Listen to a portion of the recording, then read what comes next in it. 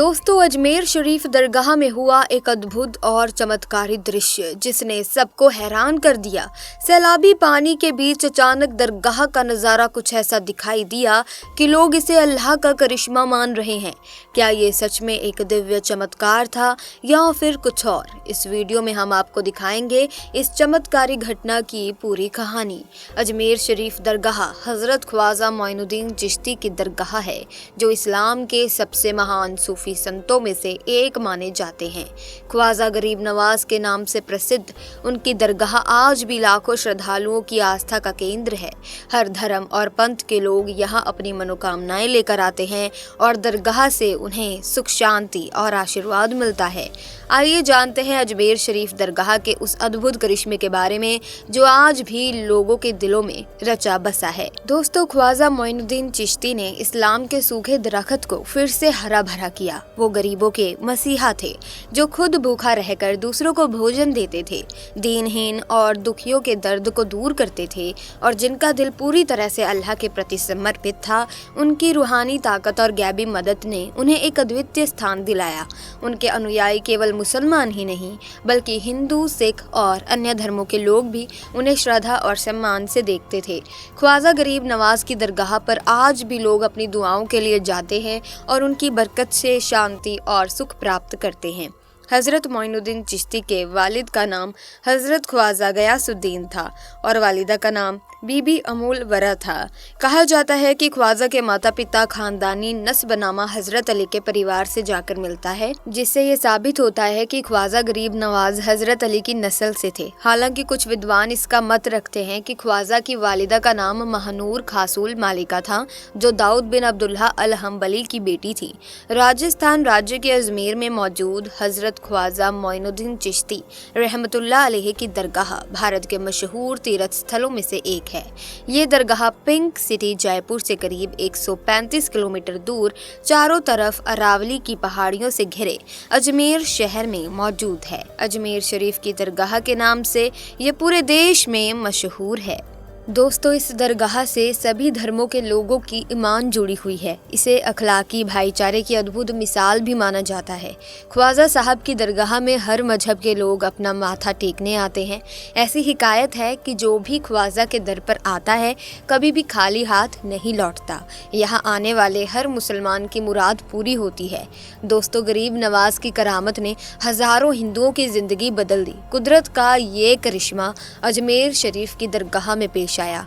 ये राजस्थान का एक बहुत बड़ा शहर है और इस शहर के मशहूर होने की वजह हज़रत ख्वाजा मोइनुद्दीन चिश्ती अजमेरी रहमतुल्लाह अलैहि है। एक वक्त था जब अजमेर में हिंदुओं का एक बहुत बड़ा मंदिर था और ये मंदिर सिर्फ राजा और रानियों की इबादत के लिए ही खास था। और इस मंदिर के साथ ही एक तालाब भी था जिसे हम और आप आन्हा सागर के नाम से जानते हैं और पहचानते हैं। हिंदू इस तालाब के पानी को बहुत ही ज़्यादा तहीर यानी कि पाक साफ मानते थे। उनका मानना था कि जो भी इस तालाब में नहा लेगा उसके सारे गुनाह झड़ जाएंगे। कहते हैं कि इस मंदिर में रात को इतने चिराग जलते थे कि हर रात 3.5 मन तेल उन चिरागों में इस्तेमाल होता था। अगल बगल के देहाती इलाके मंदिर के नाम थे, यानी उन देहात की आमदनी मंदिर पर खर्च होती थी।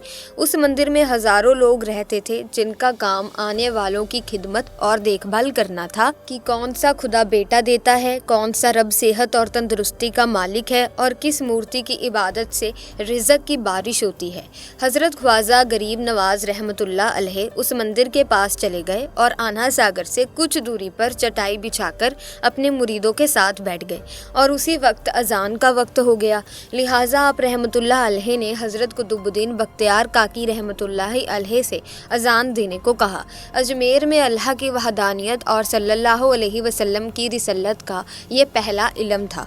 वो लोग इस्लाम को नहीं जानते थे कि इस्लाम क्या है। चुनांचे अजान की आवाज़ सुनकर वो हैरान हो गए और अपने घर से निकल आए। सब मुसाफिरों ने आना सागर के पानी से वुज़ू किया और नमाज पढ़ना शुरू किया। सब हिंदू हैरान रह गए कि सब खुदा तो अंदर है, तो फिर ये लोग किस खुदा को पुकार रहे हैं। जब शाम हुई तो राजा के ऊंट जो दिन में चरने के लिए गए हुए थे अपने चरवाहों के साथ वापस आने लगे। इत्तेफाक से जहां ख्वाजा गरीब नवाज रहमतुल्लाह अलैह अपने साथियों के साथ बैठे हुए थे, वो जगह राजा के ऊँटों के बैठने की जगह थी। चरवाहों ने ख्वाजा गरीब नवाज रहमतुल्लाह अलैह से कहा, उठो बाबा उठो, यहाँ पर ऊँटों के बैठने की जगह है, इसे खाली करो। आप रहमतुल्लाह अलैह ने फरमाया, अरे इतना बड़ा मैदान पड़ा है, ऊँट तो कहीं भी बैठ सकते हैं, क्यों मुसाफिरों को तंग करते हो। लेकिन वे नहीं माने और जिद कर रहे थे कि ऊँट इसी जगह पर बैठेंगे। आखिर उन्होंने बहुत बदतमीजी से कहा, ये राजा के ऊँटों के बैठने की जगह है और इधर राजा के ऊँट ही बैठेंगे, तुम लोग यहाँ से निकलो, कहीं और डेरा लगाओ। आखिर आप रहमतुल्लाह अलैह ने उठते हुए हजरत कुतुबुद्दीन बख्तियार काकी रहमतुल्लाह अलैह से फरमाया, उठो कुतुबुद्दीन, ये कह रहे हैं कि यह ऊँटों के बैठने की जगह है, तो चलो ऊँट ही बैठे रहेंगे। ये कहकर आप रहमतुल्लाह अलैह अपने साथियों के साथ वहाँ से उठ गए। अगली सुबह जब ऊँटों को चराने का वक्त आया और उन्हें चराने के लिए ले जाया जाने लगा, तो चरवाहों ने ऊँटों को उठाना चाहा, लेकिन पता नहीं वो ऊँट तो उठने के काबिल ही नहीं थे। उन्होंने ऊँट को मार मार कर ज़बरदस्ती उठाना चाहा, लेकिन वो बैठे ही रहे। चरवाहे बहुत ज़्यादा परेशान थे कि जो ऊँट उनके एक इशारे पर उठ जाते थे, आखिर आज क्या हो गया है, ये क्यों नहीं उठ पा रहे हैं। आखिर उन्हें याद आया कि कल उस मुसाफिर फ़कीर ने कहा था कि चलो ऊँट ही बैठे रहेंगे। लोग इकट्ठा होना शुरू हो गए। कोई कह रहा था कि फ़कीर कोई काबिल जादूगर है और किसी ने कहा कि वो कोई भगवान का अवतार है। धीरे धीरे बात राजा तक पहुंच गई कि एक मुसाफिर फ़कीर ने राजा के ऊँटों पर जादू कर दिया है। राजा ने ख्वाजा गरीब नवाज रहमतुल्लाह अलैह को पैगाम भेजा कि तुम कैसे फ़कीर हो जो बेजुबानों को बांध कर रखते हो, ये बेचारे भूख प्यास से मर जाएंगे, इसीलिए मेहरबानी करके अपना जादू वापस ले लो। आप रहमतुल्लाह अलैह ने फरमाया कि हम मुसलमान हैं और मुसलमान बद्दुआ नहीं करते, ना ही जादू करते हैं। जाओ कहो जिसके हुक्म से बैठे थे उसी के हुक्म से उठ खड़े हो जाओ। अब जो जाकर उठाया तो ऊँट फौरन उठ गए और हिंदुओं की दिलचस्पी उन मुसाफिरों में बढ़ने लगी। 5 वक्त अजान होती और नमाज की अदायगी की जाती। आखिर राजा तक ये बात पहुंच गई। कुछ फ़कीर आए जो मुसलमान हैं, 5 वक्त अजान देते हैं और हमारे पवित्र तालाब को हाथ मुँह धोकर भ्रष्ट करते हैं, यानी कि नापाक कर देते हैं, और तो और हमारे धर्म के खिलाफ बातें करते हैं। कहते हैं कि मूर्तियाँ पूजने के काबिल नहीं हैं, ये तो सिर्फ पत्थर हैं, इसीलिए इन्हें यहाँ से उठाया जाना चाहिए। राजा ने फ़कीरों को पैगाम भिजवाया कि तुम लोग मांस गोश्त खाते हो, हमारे धर्म के खिलाफ बातें बोलते हो, और तो और हमारे तालाब को अपने हाथ मुंह डालकर नापाक करते हो, जो हम बर्दाश्त नहीं कर सकते, इसीलिए तुम लोग यहाँ से चले जाओ। आप रहमतुल्लाहि अलैह ने फरमाया कि और भी तो दुनिया आती है, हमारे पानी पी लेने से कौन सी कमी आ जाएगी। लेकिन वो कहने लगे कि वो सब हमारे अपने धर्म के लोग हैं और तुम दूसरे धर्म के हो, आइंदा तुम लोगों ने तालाब को नापाक किया तो हम बर्दाश्त नहीं करेंगे। आप रहमतुल्लाहि अलैह ने हज़रत कुतुबुद्दीन बख्तियार काकी रहमतुल्लाह अलैह से फरमाया, कुतुबुद्दीन शायद ये लोग हमारे पानी पी लेने से कोई और लड़ाई झगड़ा करेंगे, जाओ एक मशकीज़ा पानी ले आओ ताकि ज़रूरत के वक्त कुछ तो पानी मौजूद हो। लिहाजा हज़रत कुतुबुद्दीन बख्तियार काकी रहमतुल्लाहि अलैह ने उनसे फरमाया कि चलो हम मशकीज़ा भर लेते हैं। वो इस शर्त पर मान गए कि तुम्हारा जिस्म पानी से छूना नहीं चाहिए।